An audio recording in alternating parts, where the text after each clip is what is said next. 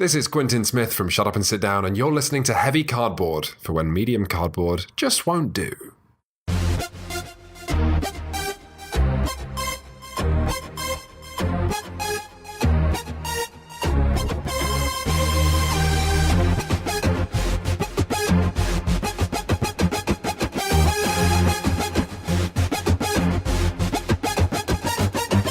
Heavy Cardboard, episode 83, Vasco da Gama.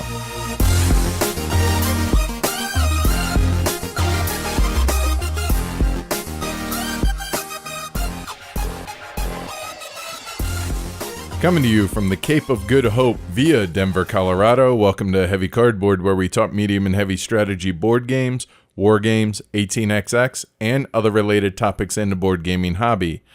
We have a little bit of a special here for you. So we're your hosts today. I'm Edward. And I'm Ash. All right. So Amanda is under the weather. And by under the weather, I mean for a woman who normally gets up at 4 a.m., it's almost 11 a.m. on Wednesday, her day off, still in bed. So yeah, she's in bad shape. Blame me, which I'm going to blame GenCon or Airplane. Sure. Blame crud. Just thousands of people. Right. Blame the first sold out GenCon ever. Right, pretty much. So yeah, so that's why Ash was gracious enough to fill in, because I'll be honest, I don't want to do an hour-long show by myself. That's hard. So I don't want to do that. So thanks for filling in, dude. Hey, you bet. Yeah, Amanda is sicker than both you and I are or were. Right. So yeah, pretty bad shape. She's a trooper for, she's able to still go to work and function. Whereas when I'm sick, dude, I'm the world's biggest baby. Oh, dude, I am horrible. I don't know how to function, apparently. And apparently I also crave, I don't know why, really bad TV. I hate reality TV as a general rule, yet I find myself watching just flip it, the house flipping shows. Oh, sure. I'll watch some just horrible crap, dude. Huh. It's terrible. Oh, when I'm sick, it's so bad. That's too funny. And terrible at the same time, right? Well, if you're going to indulge those, I guess it should be those seldom times when you're sick. Right. Although this year has been relatively healthy for me compared to last year, so I'm glad to see that. Hopefully this got my con crud out of the way for the year, and I won't You're get inoculated against it, and so now you're going to be, you're vaccinated against the con crud H1B1. Right, I hope so. Or con crud, yeah, whatever. Yeah. So I'm in the power through it camp, and so that's why I have next to me a bottle of cough syrup, a giant bottle of water to complement the cough syrup, and then coffee. And the coffee to overtake the taste of said cough syrup. Right, exactly. So GenCon. I guess I ought to do a recap of it. I mean, I did the daily diary sort of type thing. I didn't do as good of a job doing it daily as we did with WBC. With WBC, yeah. Those were fascinating. Good. I'm glad to hear that. And it seemed like folks enjoyed it. But the problem is I decided to tie one on Friday night, so wasn't really in any condition to do a daily diary at the end of that. And then maybe an after dark episode. It wouldn't have been good. Nobody wanted to hear me slur. But I did do one for the last couple days after I got home. So if you guys want a real detailed look at things, just go back and listen to those. But I guess kind of a really big high-level overview. Met over 300 listeners and viewers, which was just crazy. That's amazing. I really didn't know what to expect with GenCon not being really your home court, so to speak. Yeah, Essen, I expect to be a pretty big deal for us in that respect. Sure. But GenCon? Nope, didn't expect that at all. That's awesome. Brought 60 shirts, sold 55 of them. That was crazy. Yeah. And big thanks to Clay over at Capstone Games for hosting me and putting up with me at the booth and taking up booth space, because that was a tight booth. So definitely appreciate that. You're wearing the shirt to represent too. Well, that and he made them similar to the material that we get our shirts. Oh, so they're the super comfy ones? Right. Not only that. I'm jealous. But as somebody who's gone from a 2XL to a large, I kind kind of like the feel of a large shirt Yeah, nowadays. right. So that's pretty cool. Pretty happy with It's that. fun to show off. Right? So I figure instead of talking about, oh, hey, it was great, I met all these publishers and distributors, you guys don't care about that. You want to hear about the games. So let's talk about the games. Tell us about the games. All right. So the two highlights for me were being able to play the prototype of Kalimala, which is the game coming out from ADC Blackfire. So Uli Blenneman, who spent a couple days here at HCHQ before GenCon, he had it with him, and unfortunately we didn't get a chance to play it the day I was leaving. So he was gracious enough to have it with him at GenCon, and it was me, Clay, kind of watching it, but it was me, Uli's buddy Christoph, and our buddy Adrian from Mile High Game Guys. Yeah. I offered him to come on out with us and be a part of that. Oh, cool. So he was super excited. So this game, I'm going to That talk... sounded so cool when Uli was talking about it on the Genta stream. Yeah, it has this... It's really simple. I mean, there are 9 different available actions that you can take, and mechanically, stupid simple. You put a disc in between 2 of the actions, and you take both actions. But the hook is that whenever somebody else wants to do that same action, they put their disc on top of yours, and they trigger both the actions, and then that refires you to be able to do both of the actions. Right. If you can't do those actions, then you draw cards, which are basically bonus actions that you can do in addition to your normal actions. Okay.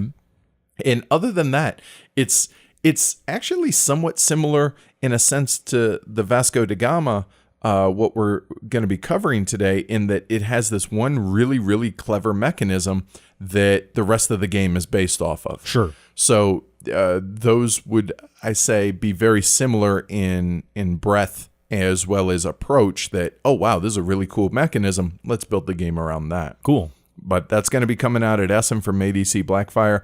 Super excited. Looking forward to that. And I would say one play, keep that in mind. But of all the other games that ADC Blackfire has put out, which includes Kraftwagen and a host of other games, this is my favorite, even after just one play of all of their games. So yeah, definitely enjoyed that. But the winner of GenCon, for me personally, wasn't even at GenCon outside of the first exposure room, and that is the City of Big Shoulders. Now, the designer had sent us a prototype that felt like a really early prototype, just the component wise and everything.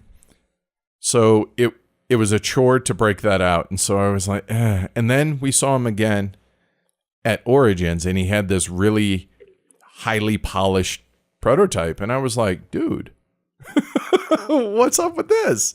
And we never got a chance to sit down and play it, but I made a point to do so at GenCon. And oh my God, far and away, the best game I experienced at GenCon. Saw, played, heard people talking about anything. Yeah. This was far and away the best game. That's exciting. So since it's billed as this kind of, stock exchange, city building, 18xx in a city, I'm really glad to hear that. Yeah, I'll talk about it more here in a little bit.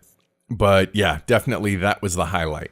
So some other games. Obviously, I saw the new Civ and TI4 from Fantasy Flight. Oh, cool. I'll be honest, I'm interested in both of them. Am I ZOMG about either of them? No, but am I looking forward to trying them out? Absolutely. Sure. Something off the beaten path and not something that we would ever normally talk about here on the show. Kingdom Death Monster. They had a really big booth there. Yeah, Kingdom Death Monster is a big deal in kind of the role-playing, story game circles. And the minis. So the minis, wow. Oh, yeah? I understand the appeal. They're really grotesque in just their forms, right? Sure. But the actual detail in the minis, wow. I understand why people go gaga over those. I saw them demoing games of it. It looked interesting if you're into that. It didn't appeal to me at all, but I can appreciate the sculpts and everything else that they made, and that was really, really impressive to see. I had a overview of Spirit Island, as I said I would definitely do while I was there. Yep. Still not super stoked about it. Would I try it? Yes. Yeah.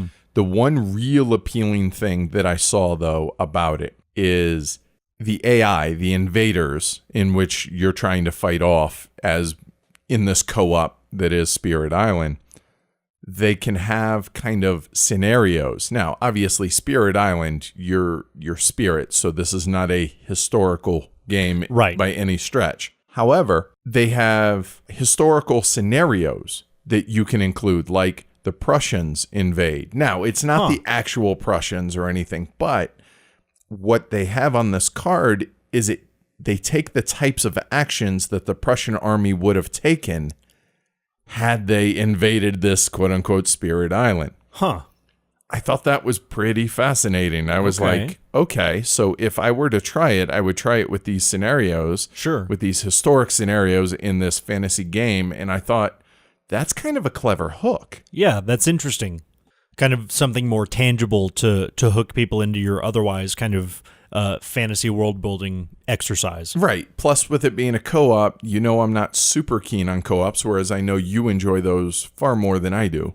Or at least somewhat more. I'm not predisposed to dislike them. I feel like I'm middle of my needle's right in the middle on co-ops. I'm not bent one way or the other on them. So moving on then, I saw Sidereal Confluence and Headline, which should be arriving at HCHQ today. Cannot wait to dig into both of those. Sidereal Confluence is supposed to be a big negotiation, trading, heavy, super, has arms that go in all kinds of crazy directions.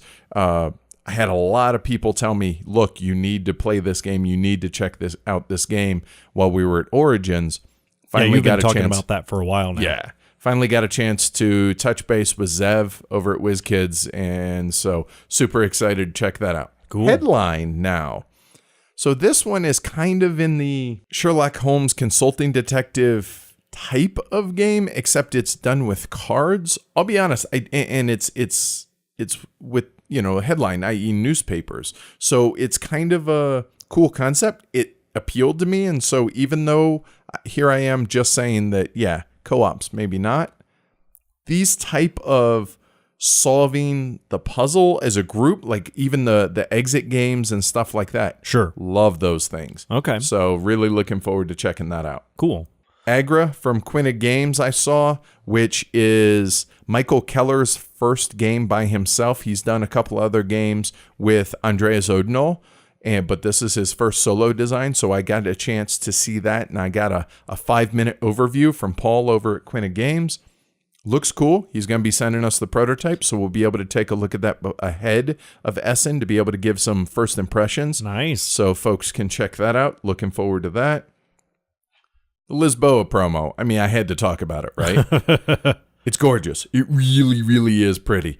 So thanks again to Eagle Griffin, to Ian O'Toole, and to Vital Lacerda for making that happen as a big surprise to us. So thank you. We're going to continue to make them available with the purchase of a shirt at all the cons that we go to this year. For those not going to cons, we're also going to make them available in our store in a couple of weeks. How? We're not sure. It's going to be dictated by how many we're actually able to get. So once I know that, we'll be able to figure out all the details, but I promise you guys will know as soon as we decide on that. Obviously, I saw the Ruhr and the Climbers, which were both super popular, and I'm pretty sure they both sold out at GenCon. So that was cool, even though I left early Sunday morning. You were sitting right next to them at the capstone booth. Right, and dude, the Climbers, the crowd that game attracted was literally nonstop for all 3 days that I was there. Well, and rightly so. As you've always said, it's beautiful on the table. It's so different than most any board game that you're going to see from kind of the current crop of games, and just the tangibility of it is unsurpassed. I never saw Affliction, which is the Salem witch trial game that I was really looking forward to checking out. Never saw it, so that was kind of a bummer. A couple that I did that I was tentatively excited to check out, that actually all three of them delivered in that, yeah, these look like legit, really solid games. Mini Rails and Tulip Bubble from the MOA Ideas guys. Oh, okay. We have copies of those coming, and Whistle Stop from Bezier Games. Cool. I've heard nothing but positive when it comes to Whistle Stop, and Mini Rails I've heard described as the most Winsome-esque game that isn't a Winsome game. Okay. So I'm okay with that. I'm Sure, good. yeah. And Tulip Bubble was kind of a riff off of the Tulip Mania game. Right. So definitely looking forward to digging into all three of those. Cool. We also picked up Valletta, Lemuria, Yuraku, and Beer Empire, which I'll talk more about that here in a minute. Overall, though, I'd say it was definitely a much better trip than I ever expected, both from a personal standpoint, outside of getting sick, as well as for the show. I'm very, very glad I went, but I assure you I will never, ever do that again alone. It is just too big of a convention to do too much for the show standpoint, I'm saying, by myself. I will never go to a major convention by myself again. Can't do it. Just too much. So, yeah, Amanda is an absolute must going forward. So you mentioned miniatures. Right. And you saw Kingdom Death Monster. Right. As well as, TI4 and all that, right? And so that's reminded me of a question that I've harbored for a long time. Okay. Inquiring minds want to know. Or at least Ash wants to know. I want to know. How is it that you've not been bit by the miniatures bug yet? You've clearly been exposed to it. You've gone to all these conventions. You've seen the games. Let's go down the checklist. You enjoy ancient history. Check. Yep. You enjoy a finely crafted object. Check. Sure. You're a dab hand at cooking and have no fear of acquiring new skills, i.e. painting miniatures. We actually had a painting station set up down in the basement before the basement was finished. We just never actually followed through with it. The idea of painting them does somewhat appeal to me, but oh my God, am I terrible at it. That's just another skill to acquire. And most of these games have a great deal of tactical depth going into them. And so I have to ask, how is it that you've not been infected by the miniatures bug? Were you wearing, miniatures wargame gloves and a mask to protect yourself? Or, Tony's off playing, mid-19th century war games right now. How did this not happen to you too? Honestly, it's just a aspect of the hobby that just never appealed to me. If a cube will suffice, I'm okay with a cube or a wooden cutout like they have for the state officials in Lisboa. Sure. That's fine too. I prefer... Or the standees in Hannibal. I'm not super keen on standees. I actually do like the idea of the minis in Hannibal. However, I don't like the fact that you can't read the numbers clearly in the base because they're the same color on the mold, Sure. right? So overall, I would say function over form, number one. Right. And number two, I prefer wood over plastic or metal, which I guess pewter or any of those other metals. Yeah, those... Whatever. Those are fewer and farther between, especially when it comes to the games we're talking about, whether it's resin, whatever. I just much prefer wood. And it's a aspect of the hobby that, honestly, I just don't have time for. Sure. Or I should say, I don't make it a priority to make time for it. Yeah. It's not something that, it would be cool. I'd be okay with trying to paint some and use them in games or whatever, but it's just nothing that's ever grabbed me. I mean, different strokes for different folks, I guess, is the best way to put it. Just not my cup of tea. Okay. Fair question, though. Now inquiring minds know.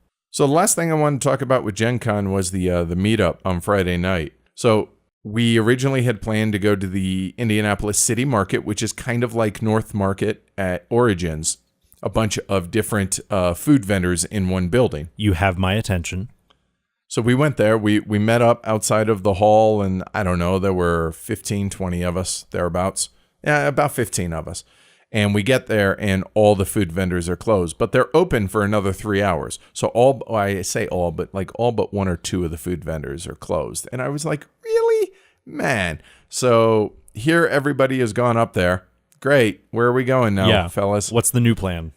All right. So we found a Irish pub to go to. Had really good food and really good cocktails and beer, obviously. Whiskey as well.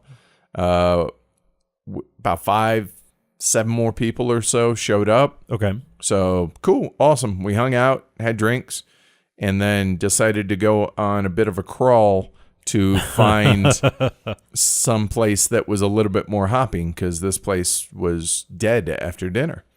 And we found this German beer hall is really the best way I know to describe it.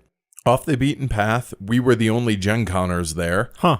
And we went in there, and there was a bar. It looked like a really tall inside beer, like a German beer hall. Oh, cool. And then I heard this band from outside. So I go up a few steps, and us and all the fellas, a couple of John and Iraq and Philip from Board and Dice, they were there, and a handful of other folks that were deciding to go on this drink crawl with us. We go upstairs, and all of a sudden, there's a beer garden with about 2,000 people. Whoa.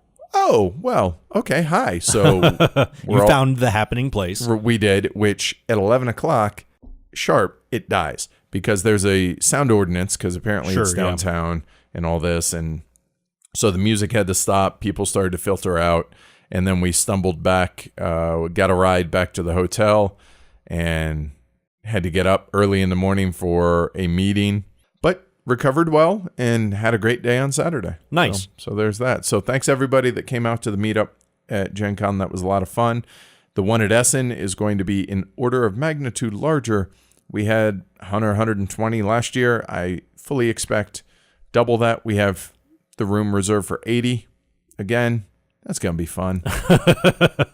That's so exciting. It is. We're actually going to have not only the room we have, but probably the whole outside as well. Yeah, so anything that spills out into the room too. Right. So when we get there on Tuesday, I'm actually going to go and tell them, so you remember last year, it's going to be a little bit bigger this year. So can we have more and make reservations? We'll see how it goes. If not, then we'll just have a really crowded room. So be it. Good problem to have. Moving on to this weekend, we have a local convention. Actually, it's kind of like 2 conventions merged into one. The Conclave of Gamers, which a friend of ours, Chad, had run for the previous few years.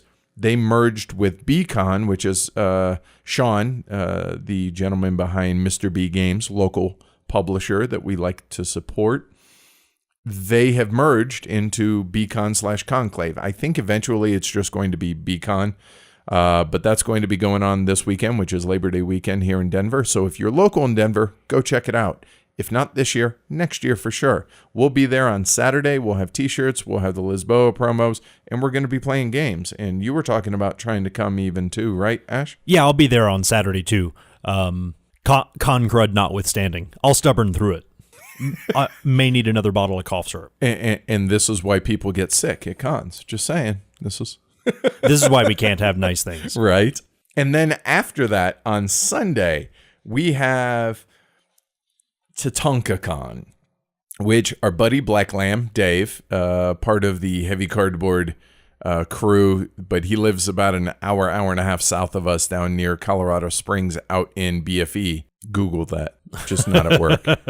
And he invited everybody here at the house and the Texas crew, which is Brian, Lyndon, and Mo from that's awesome. The board game group. Yeah, they're within striking distance. Right. They came up last year over Labor Day weekend, so we're definitely going to head down there on Sunday and play games all day and hang out with the boys.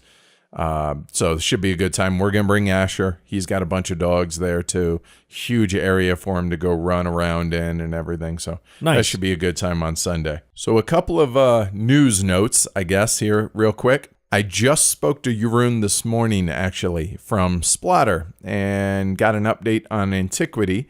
And he said, well, not really much to report other than it's still on track for Essen. Everything's looking good. He's been preoccupied with focusing on that and making sure that everything is copacetic and ready for Essen. So good news there. And speaking of Jeroen, this kind of came out of nowhere.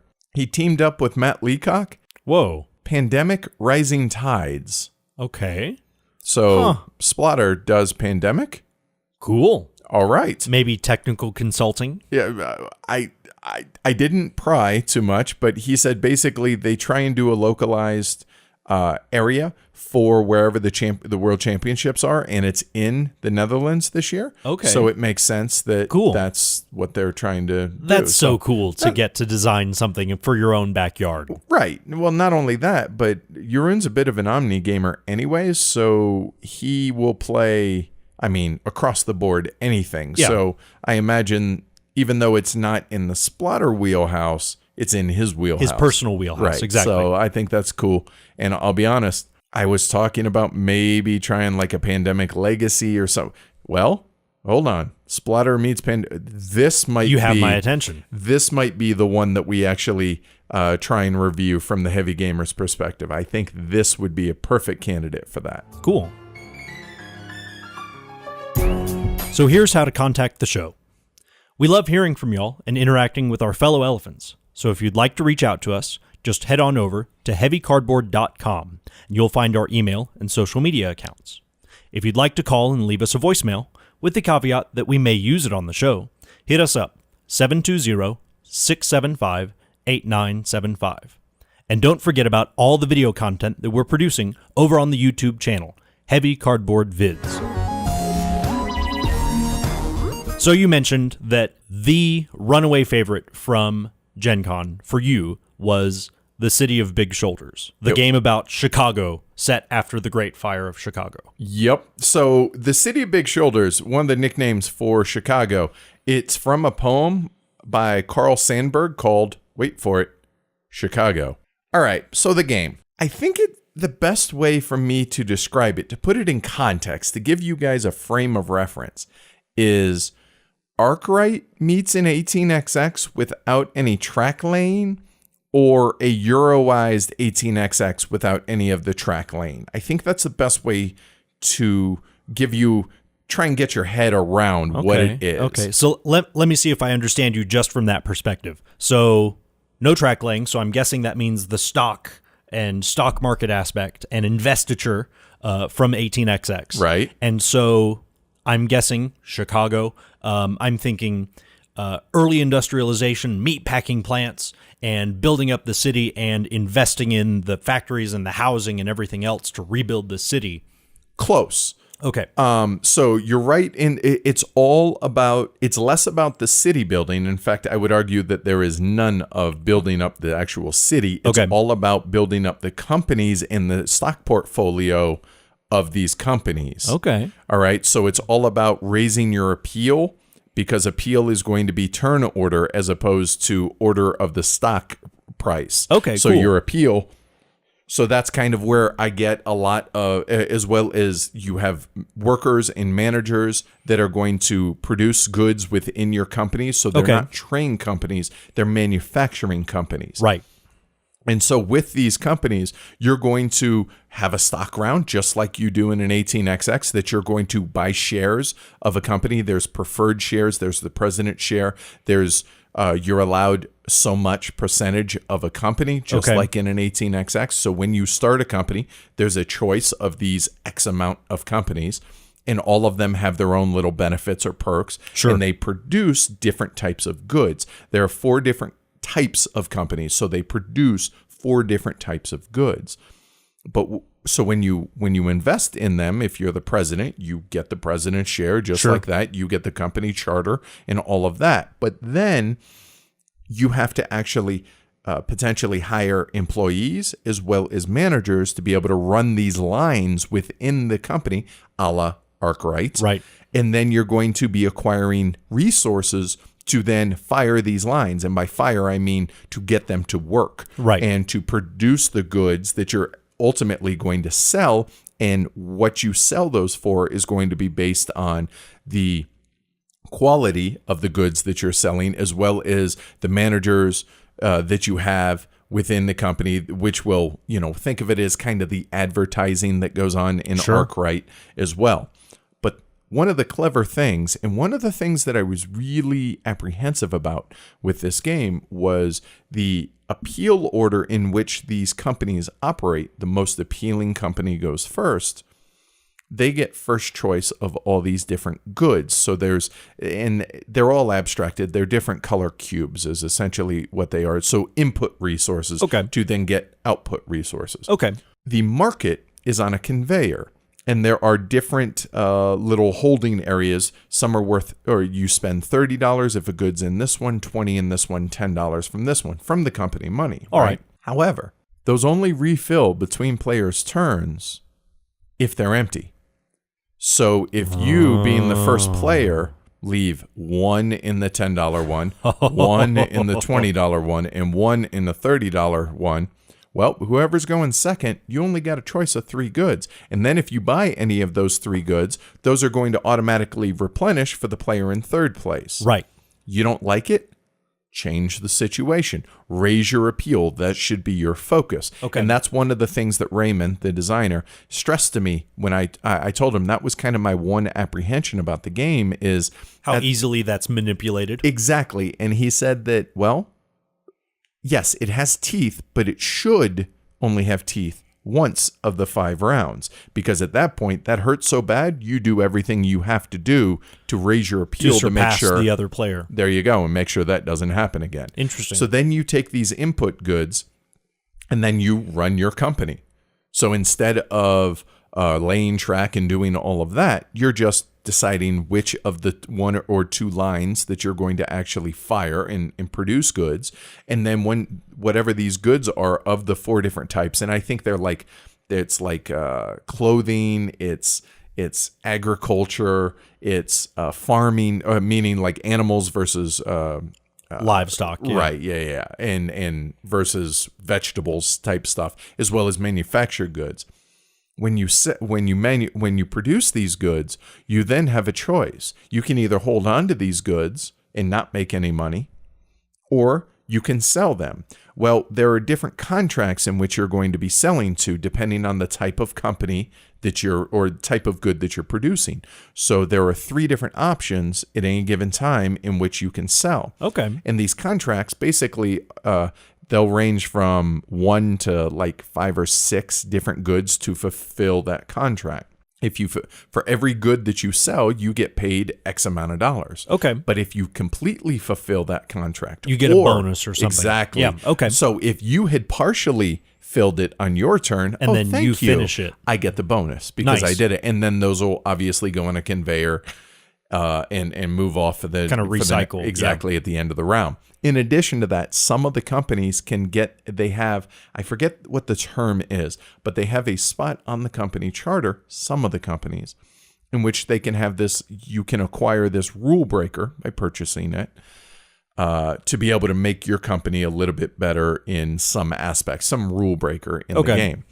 So the one thing that I haven't talked about are these workers, which are actually the same workers that they used in Arkwright. When he produces the game, he's like, you know what, these work well. I'm just going to have them include these. Nice.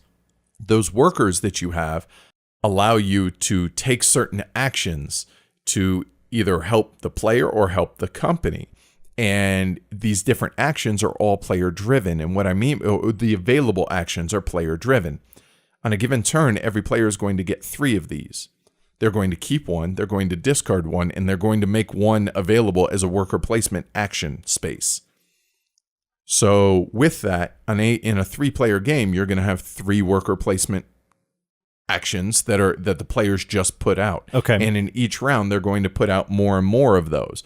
And when players take those actions, the company is going to get paid because that's a company action. The company's action. Huh. And so that money now goes back into the company as well. Cool. You can also you can divest shares, you can sell shares, which that's going to affect your stock price. Sure. And depending on how well, whether you produce or when you produce goods and you sell them, do you sell 100% based on per share? Right. Do you withhold to give the company more money, or do you sell 50%? Like in 1846, there's double and triple partial jumps. Withholding. Yeah. Yep, all of that stuff.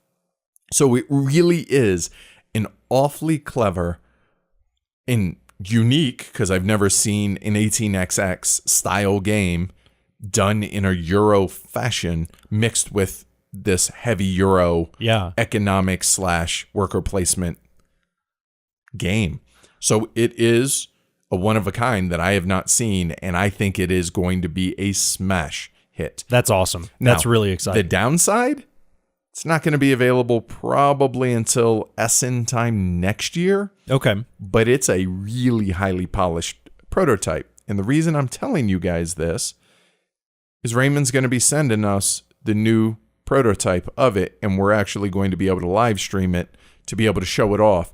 And we're not getting paid for it. We're not, nothing like that. We're just doing it to help out a super tiny, brand new publisher and designer. With a rock solid game. I wouldn't do it if I wasn't super excited about the game. It's that simple. So City of Big Shoulders, if it's not on your radar and you enjoy 18XX and or Arkwright type games, it should be on your radar. So definitely check it out. All right, you ready to talk some Vasco da Gama? I'm ready to talk some Vasco da Gama. All right, published in 2009, designed by Paolo Mori, artwork by the Mariano Iannelli, published by, of course, What's Your Game, as well as Rio Grande Games and a few others. Plays 2 to 4 players in 60 to 120 minutes. As far as availability and cost, it's good to see we've gotten back to our roots. It's out of print. However, you can find it falling from roofs or on the secondhand market, $25 to $40 roughly. Yeah, below the stated, kind of retail MSRP, price. Yeah.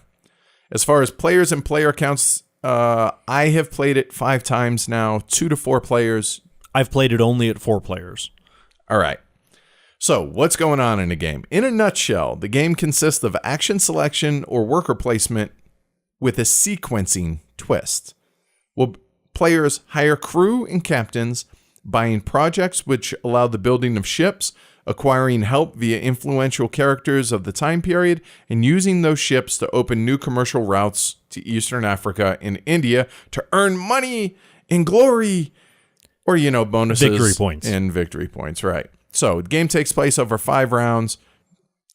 Place your workers out on the board, along with the sequencing. So you want to talk about the sequencing on this. Yeah, because up till now, what you're describing is, might be... ho-hum. Might be construed as plain vanilla Eurogame resource conversion worker placement. But... And that butt's a big butt. This is a great big Cannot elephant lie. butt. But this action sequencing changes the game fundamentally. When you place one of your workers, you assign it a number from 1 to 20. And so that'll determine the order that worker is activated once all the workers are placed. So a la dominant species, everyone's going to place their workers out there, and then after everyone has placed their workers, then they're going to trigger in a It'll follow a predetermined order. sequence. Right. Except, unlike dominant species, where it goes from the top of the menu to the bottom, these actions are in the programming that you set. Do you want to launch your expeditions first thing for your first action this round? Great. Give it a low number. You don't want to launch them till the end after you've been able to hire some crew, get a couple ships, and grab some extra money from the special characters? Great. Give it a high number. So your own personal workers are in the sequence that you determine. Being influenced by what numbers are available. What everybody else is taking. Right. Oh, Edward took that 16 that you needed? Too bad. Now you have to choose high or low, and frequently in the game, gaps will form in that sequence from 1 to 20, where later on, if you kind of waited to set one of your workers, your options might be an 18 or a 5. And the reason that matters is because wherever there's a certain threshold at which at some point some of those are going to be free, and from that point forward, all numbers equal to or higher to that number will be free, whereas everything else below that number is going to cost money. Exactly. That special action, we called it the special captain in the game. It's the same shape and piece as the other captains. Goes on one of the numbers somewhere in the 5 to 10 range. It's pre-programmed from a deck of Vasco da Gama cards that set where this piece goes. So you know where it's going to be. So you know its range. That's known within a range of plus to minus 3. Exactly. And you know the distribution of those cards, a minus 1, 2, and 3, a plus 1, 2, and 3, and an extra 2 on both sides. But you know where it is now. You don't know where it's going to be when your actions are resolving. You don't know how much you're going to pay for that 5 that you put out there. Are you going to pay 1 or 2, or are you paying the full 5 or 6 for that action? Are you paying through the nose to get that action first? However, if it ends up being more than either you can afford or that you choose to afford, there is a little bit of a kiss on the neck in a sense that, okay, You just forfeit. You forfeit the action and you get some amount of money, whether it's 1, 2, or 3 Reyes coins in the game, to basically forfeit one of your 4, possibly 5 actions. Right. And so with only 4 workers, potentially 5, depending on which of the special characters you ask for help, those 4 workers, man, if you have to forfeit one, that's tough. That's a tough 5% of bullet your to game bite. right there, right? Yep. Because you figure 5 rounds, 4 workers, 20 Yep. actions, maybe some additional with that extra character. But other than that, you basically have 20 actions in which to do better than everybody else at the table. Exactly. At the end of those 5 rounds, whoever has the most victory points wins. All right, complexity-wise, I just don't feel like there's really a whole lot. This is pretty basic and pretty run-of-the-mill as far as Euro resource conversion, worker placement outside of that sequencing. I feel like this game checks in right in the middle of the middle weight. From the rules, the length of the rules, the complexity of the rules, the complexity of the actions that you're resolving. All of that is standard medium weight. But, again, a great big but, I feel like this game punches above its weight with that action sequencing and having to pay a cost for that action sequencing too. Right, and having to account for that extra cost or potential extra cost and the mitigation of that unknown factor. So, I mean, now we're getting into the planning aspect of it, and I feel like that's where really this game, all of its weight comes from this aspect. Exactly, I agree. I agree with you. I feel like most of the complexity comes from that action sequencing.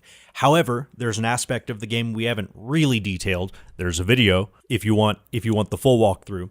But the way that the expeditions advance northward along the coast of Africa, where you place your ship when you're putting it onto the board, I feel like there's a good deal of kind of calculation there of how long do you want that ship out there earning you, be it points or money, at the end of each navigation round, and where that ship goes in the sequence, which line is going to get filled up in advanced ships, Which is going to give you bonus more victory points. Right. But then you also have to take into account that if it's just hanging out there and not scoring you any points or getting you any income from being out there on the board, you want it to eventually go away so that you can get that captain back. Recover those sunk costs and resources. Exactly. And so it really is that level of planning and foresight that it requires you to have.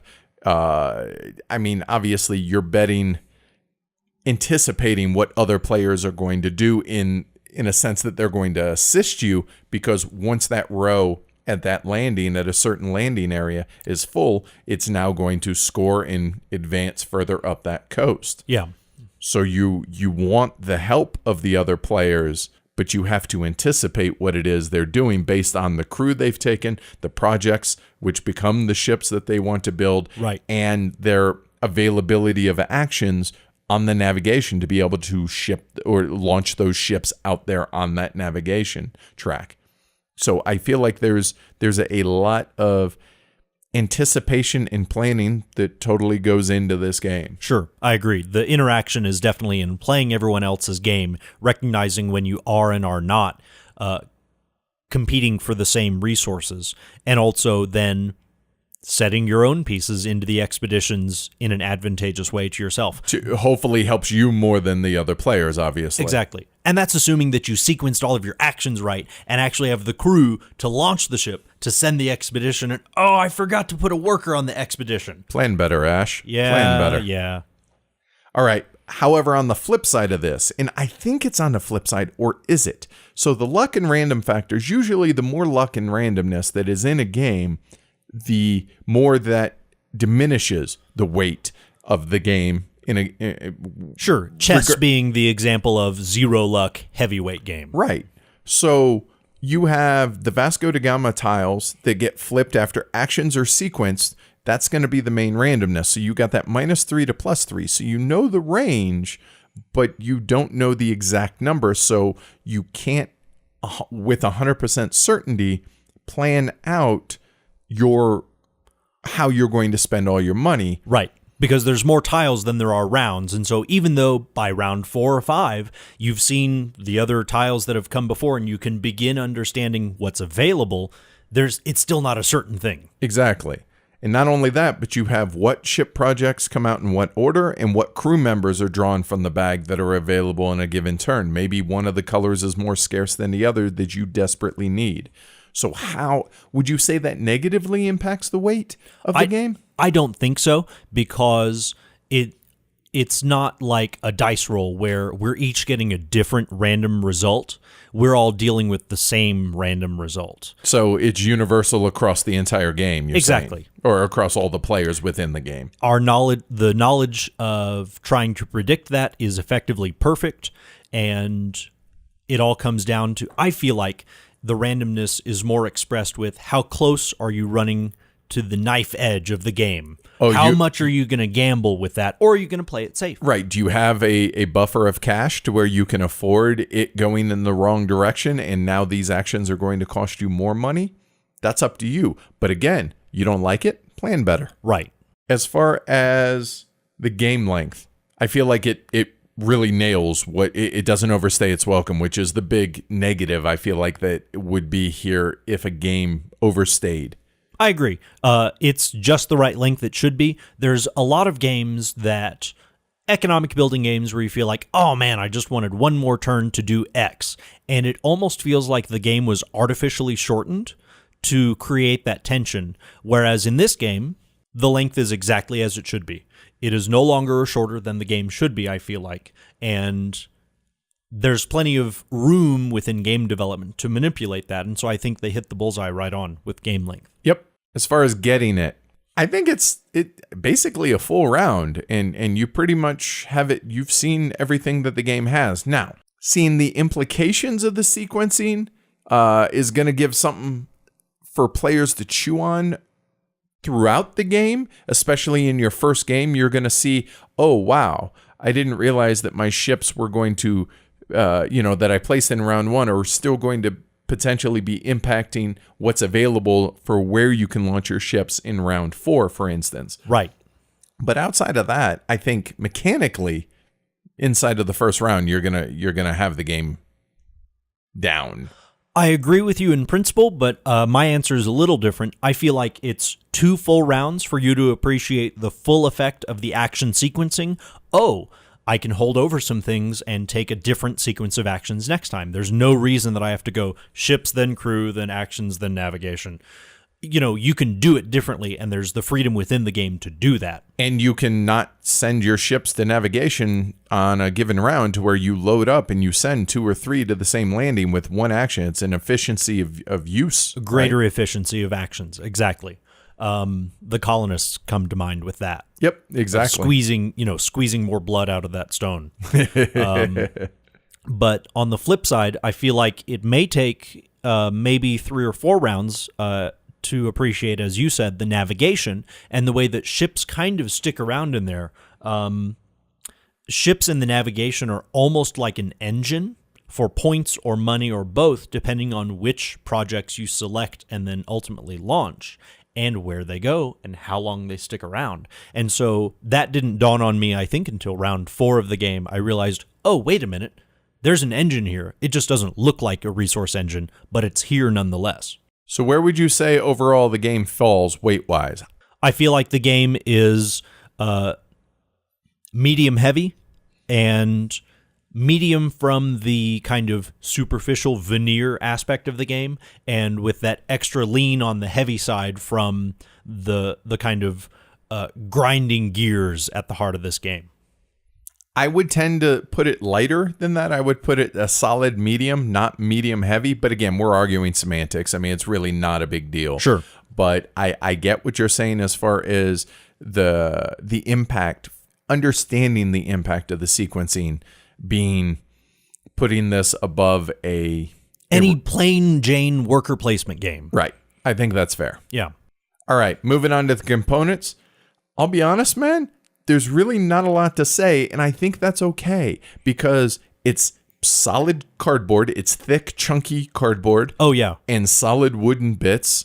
It's what I would expect from a Euro nowadays. And what's funny is this game's from way back in 2009, and the production values, I think, are what people are now paying quite a bit more for than they were back then. Yep. You know, all the placards are thick, double-sided chipboard. You know, the money is thick. All of it's the linen finish kind of stuff. And, you know, great big chunky bits for your workers. Sure, the captains are tiny. They're a little tiny. But they need to fit onto a small ship. And I respect the fact that the game's not a table hog.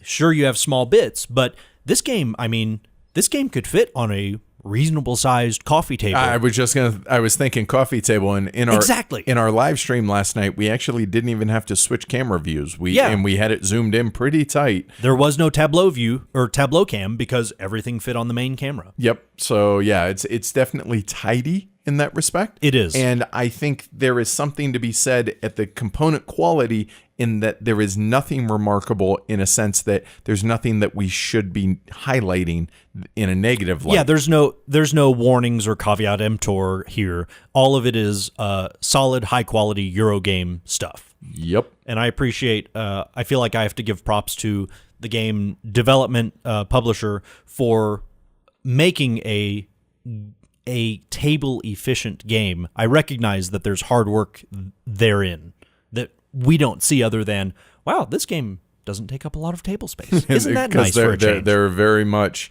plenty of games on the opposite end of that spectrum. Exactly. As far as the box size, it's identical to other What's Your Game titles. It's 11 3/4 by 11 3/4 by 2.8 inches, which is 30 by 30 by 7 centimeters. Right. I feel like it's the standard nominal 12-inch square box.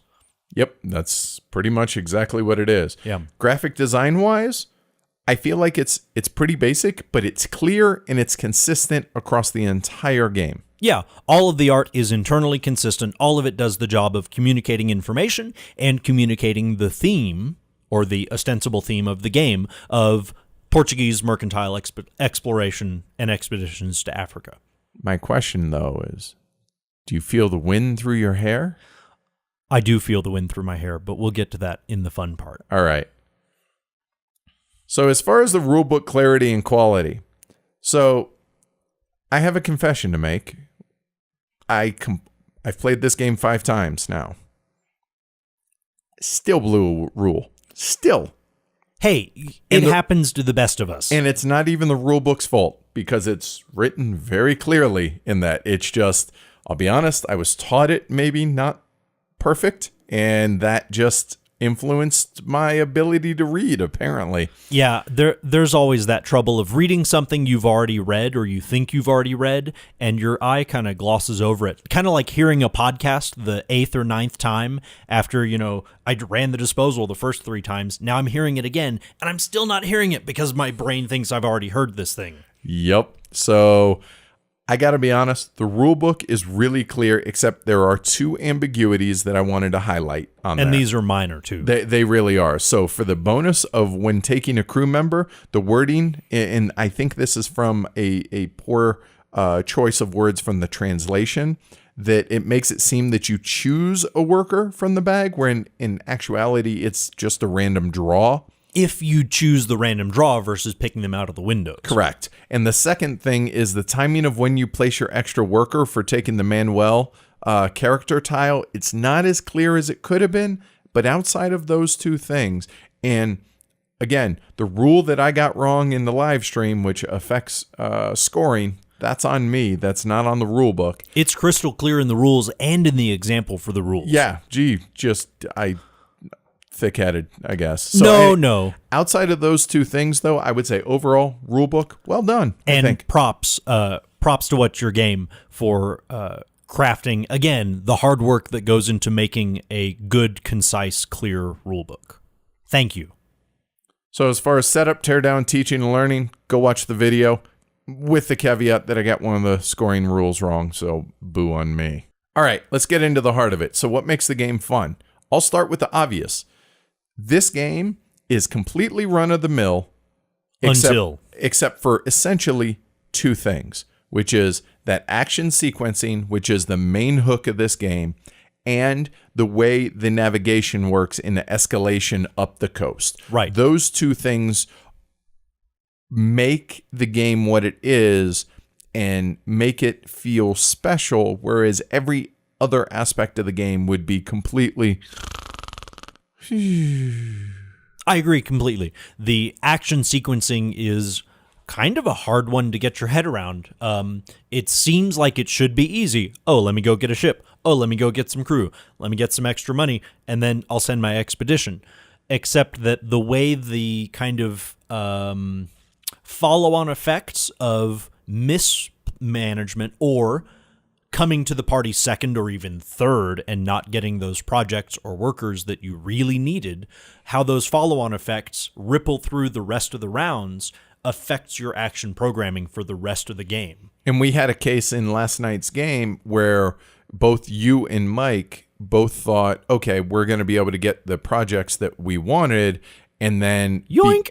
And then, because of the choices that I had left in the sequencing, it was almost a throwaway action for me, but I took a lower number to place down there on the ship projects to then be able to... I didn't anticipate being able to snipe the projects ahead of you guys. However, because of that randomness in that range of the Vasco da Gama tiles on where that free action marker was going to slide, we knew the range... But it moved to the far end of that range, and all of a sudden... that action fell into your lap. And I was like, oh, well, hello there. Exactly.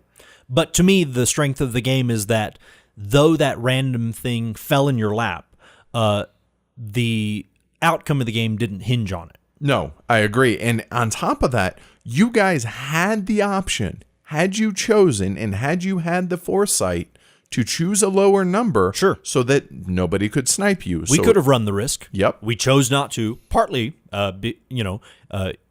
human beings being what we are. Risk I had run the risk earlier in the game and got bit. And so, therefore, didn't want to get bit a second time, potentially. Right. And so, it was a vitally important action for you, but at the same time, if that sequence number comes too early... compared to where the free action marker is, it gets cost prohibitive to be able to take that action. And then all of a sudden you went from, well, I might not get the ideal one, but at least I could do something, to... You get nothing. Right, and you like it. I mean, exactly. Yes, you would get an extra 1 or 2 coins, but you lose the actual ability to take the action.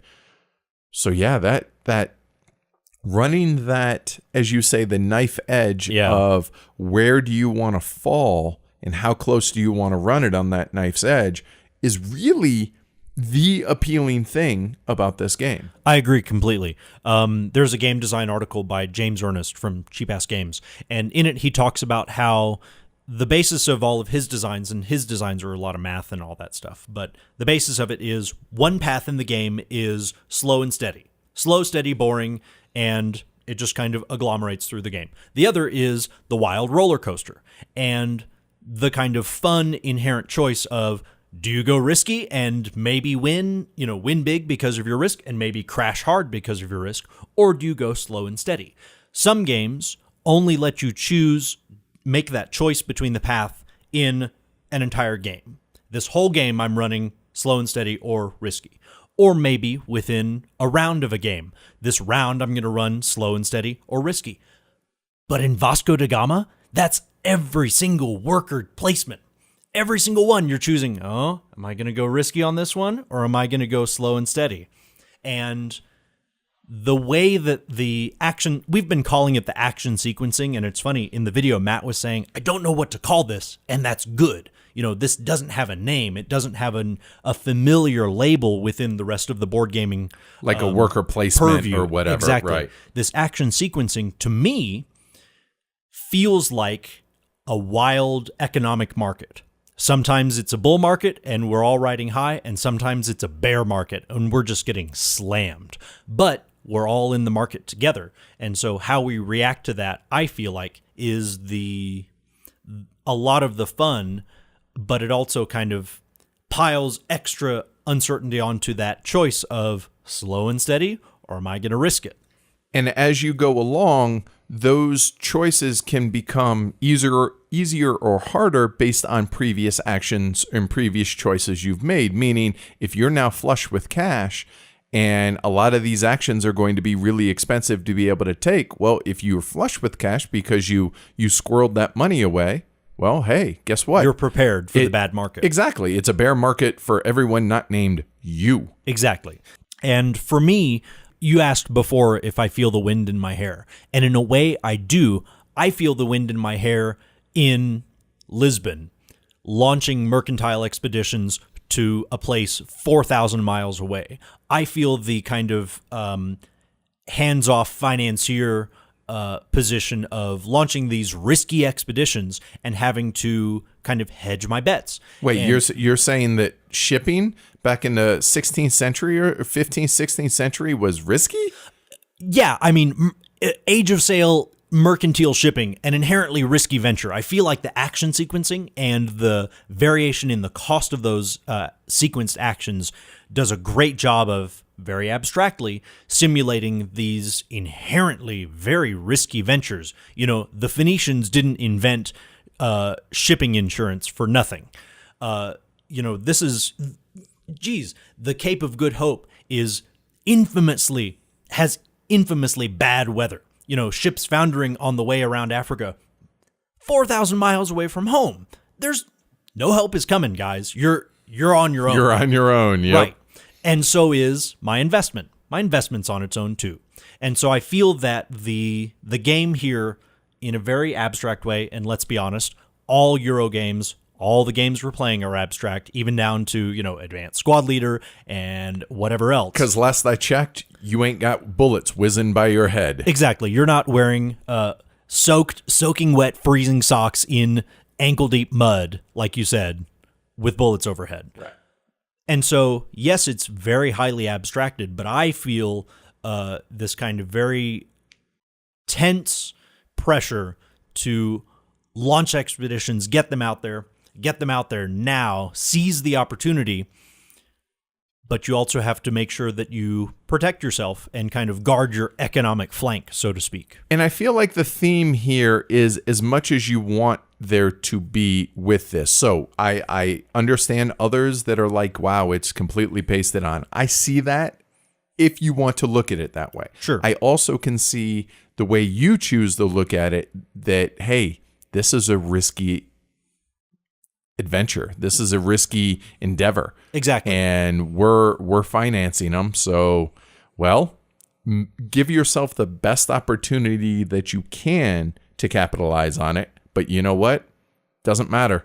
Sometimes it just doesn't work out. Yeah, sometimes the breaks don't fall your way. And so, no, I don't feel the wind on my hair in the ship sailing up the east coast of Africa, but I do feel the wind in my hair standing in Portugal waiting for that big wagon of gold to come back. So on the flip side of things, I think the best way I know how to do this is just present it as a question to you, Ash. Okay. Is how much replayability is there? Not from things that are easily solved, but is the main sequencing of actions enough to carry an otherwise unremarkable game? So, I think so. I think this game has 6 to 10 replays in it, depending on, you know, where on the skinny end of the curve you are. You know, the Skylers of the world, you know, will get this game. They'll understand the game before they start playing. They'll understand all the abstractions, and they'll get it. And, you know, maybe there's only 3 plays for them. But for folks like me, I feel like there's 9 or 10 plays in this game, partly because the action sequencing is an inherently gnarly problem to solve, but also because an otherwise familiar aspect of Eurogames, engine building, is presented in an unfamiliar setting and an unfamiliar abstraction. You know, if you said, there's engine building here, okay, great. I know what I need to do with engine building. I need it to... I don't math out my turns, but, you know, if you present it that way, okay, great. We can approach it from that aspect. But the game doesn't say with, flashing neon sign, here's your engine building, please build this engine as you would an engine building. And so kind of coming to those realizations as you play, I feel like there's more plays within it as you come to see these unfamiliar things as a familiar thing, simply presented in a very ingeniously different way. And something that we discussed in our post-game discussion last night of the game was, does every game need layer upon layer upon layer of depth for there to be replayability past a handful of games, a handful being 3 or 4 games, right? And I would say that no, I would argue that not every game needs to be able to withstand 60, 70, 80 plays, because let's face it, the people that are doing that nowadays are the exception to the rule. Sure. I'm not saying good, bad, or otherwise. I'm just saying Cult of the New is a real thing for a reason. So my question is really, how much staying power do you need it to have, and does it have that? Exactly. And I think it does. I think this agree. I think this has more staying power than pretty much most other mid-weight Euro games. Take any other kind of mid-weight Euro game, and I feel like this has more technical staying power, but also more kind of exploratory staying power, where as you play the game, you're discovering new things. And then as you're discovering them, you're kind of crunching them if you're that kind of player, and squeezing all the efficiency you can out of the game. I don't know that I would agree that I would say it has more, but I would put it on par with a game, take like a Rococo for the deck building sort of type thing that has in it. Okay. I would say it's on par with the depth of that. And to be honest with you, I'm okay with that. Not every game has to be, PAX Renaissance to where, it's layer upon layer upon layer upon layer. It doesn't need to be. And this doesn't try to be. And that's okay. Exactly. I think they swung for midweight. They hit midweight, and they buried it straight through the bullseye to the other side. Now, on the negative side, outside of that sequencing and the advancing of the ships up the coast, dude, there is nothing, absolutely zero remarkable about any other aspect of the game. So you have to ask yourself, is that enough to carry the game for you individually? Now, I think Ash and I have both clearly stated that for us, it is. But I can tell you that is not going to be the case for everybody. Everyone. Sure. But for $30? Yeah, for the amount of game that you get in this, as long as you go into it with your eyes open, thinking about, okay, this is really the hook for the game. Yeah. Then, and that still appeals to you, then I think you're going to be totally happy with this. I agree. It's worker placement with a couple of really clever twists, and there you go. Yep, and it doesn't claim to be more than that. So if that sounds appealing, there you go. So to touch on scalability here, now I realize that, Ash, you've only played it 4-player. Right. But even so, I feel like you can at least make an educated guess as far as the scalability, because the only things that change, the worker placement spots that are available, instead of there being 5 in a 3-player or in a 2-player game, there's 3. In a 3-player game, there's 4. So it's tighter as far as the number of locations in which you can place workers. And in addition to that, the characters that are available, they're all available, but a couple of them, or 1 or 2, are unclaimed based on player count. That's it. Mechanically, that's the only scalability in the game. Okay. I find 2-player less compelling for the simple fact that action sequencing, it's a zero-sum game in that I know, okay, you're only going to be able to take 1 in between my actions. Exactly. So it's just less exciting to me, whereas at 3 and 4, I really, really enjoyed this game. Whereas at 2, honestly, I'm looking for another game at 2, because even though I really enjoy that action sequencing, I want that competition. That tension is a lot of the fun in that. Right, because the 1 to 20 doesn't go away. It doesn't change. It doesn't scale in that respect for player count. Exactly. I would infer that the best play count is 4, with 3 being not nearly as tight. And go ahead. Well, no. On that note, I wouldn't say that it's not as tight because the worker placement location, there are fewer choices. So but Sorry, you're talking I on the misspoke. sequencing.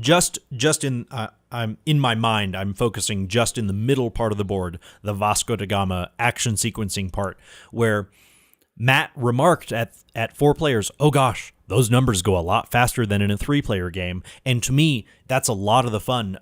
In our live stream, Mike and I came to a point where the only numbers left for our last worker was 20 and 5. And I had the choice, clear as day staring me in the face. Go early, pay more, or go as late as you can go, but it's free. Right, exactly. And so I chose to risk it. Whereas I can see that in a 3-player game that kind of watershed decision is absent because, like you said, not as many of the numbers are taken. And so you're not forced to run the knife edge. You can choose to run the knife edge, but in our 4-player games, every round someone is forced to run the knife edge, and I love it. So if you can see that coming, I feel like you anticipate it. Right. So plan or anticipate better, right? Well, yeah, and to me, that's some more of the depth of the game. First you figure out action sequencing. Okay, I need this, and that to run a thing. Then you figure out, okay, I need to play everybody else's game. Matt has a bunch of the priests, so I'm not going to compete with him over there, so it's okay if I go after him. Now you're going to play your game, everyone else's game, and the third dimension of, okay, where exactly do I need this action sequencing to go? I know I need a higher number because it needs to go before that one, but where exactly is it going? And it's so easy to get lost in your head and forget and get into playing other people's games and then forget, oh, wait a minute, I needed crew. What am I doing? Oh, no. Yeah, and so there's that's where I feel like there's fun of juggling these different kind of data points of they're mostly knowable things and keeping it all together as you go forward and make your picks in a timely fashion.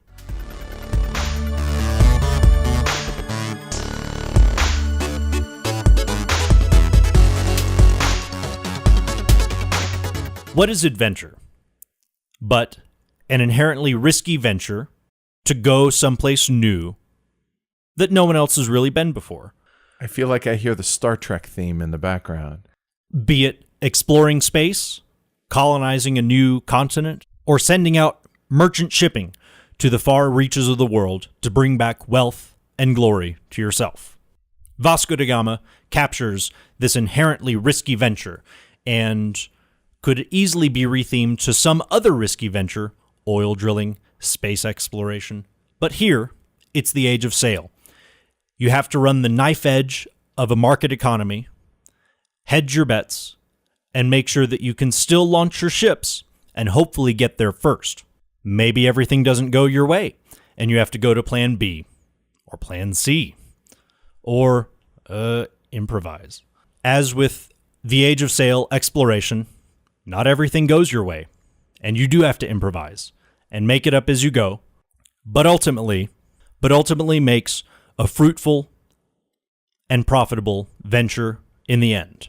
One being throw it off the roof, and 6 being a Hall of Fame game, with the spread in between. 3 is kind of the breaking point where it's not me, it's you, and on up. So, for me, Vasco da Gama, we don't do half points here. Vasco da Gama is a solid 4.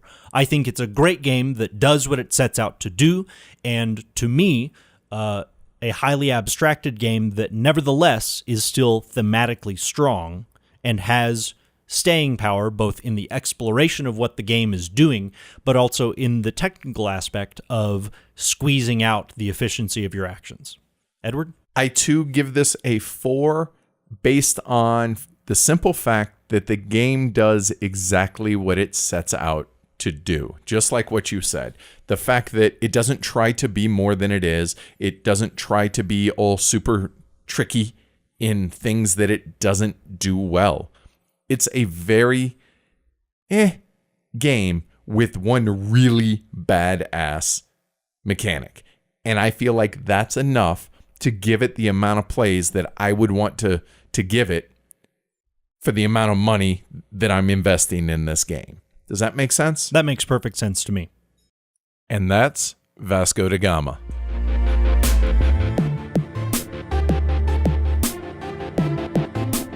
All right, dude. So, well, we're getting a third mic. We're getting another cloud lifter. We're getting another boom arm and all this. So that, well done, patrons. So that you, Sweater Mike, Matt, and others can be the occasional third chair on the show. So that was probably the most, not complaint, but the biggest suggestion that folks have is, unfortunately, Amanda... And you mean from the survey, right? Yeah. We've had almost 600 oh my gosh, responses on the survey, which is fantastic. That's stellar. And that's amazing. I'll be honest, I expected 100 maybe. So thank you to everybody that has taken the time to give constructive criticism and excellent feedback. And feedback, and that's an amazing number for the number of downloads you have. I mean, I don't know what the response rating is, but statistically speaking, in the corporate world, if you're getting 5% feedback, then you're doing really well. At any rate, anyone who responded to the survey cares enough to tell you what they think. Right. And we absolutely appreciate it. So that said, we are going to have on occasion, third host, third chair onto the show. So it's not that Amanda's getting replaced. Amanda's sick. That's it. So it's still going to be me and Amanda for the majority of the shows, with the occasional Ash. Thank you. I'm flattered. No, truly. I'm excited. I think you bring a lot to the show. I think it's a benefit both for the show as well as everyone listening out there. Well, and with the third mic, it means that you and Amanda won't be sharing a microphone during the discussion part. Everyone will have their own microphone. It'll be tuned in, and it won't be kind of okay, let's play hot seat now. Exactly. So, yeah, big thanks to all our patrons for making this possible, because otherwise we wouldn't be able to afford it. So that said, that's it. We will catch you all next week with Amanda being back. Not sure what we're going to be reviewing next week. Going to be really exciting because I don't know. Yay, it'll be a surprise to me too. Exploring the unknown. Right? Hey, kind of keeps in theme with things, right? So Ash, thank you very much, my brother. Thank you. I'm genuinely flattered every time that you ask me to come on the show. I really appreciate it. And all I hope to do is to surpass your expectations for whatever random ad-lib things that I might happen to fall out of my head. You have plenty of fans out there yourself, so I think it's going to be a welcome addition to the show. All right, so on behalf of myself and Amanda, we'll catch you all next week. Thanks for listening, everybody. Goodbye, y'all. Bye.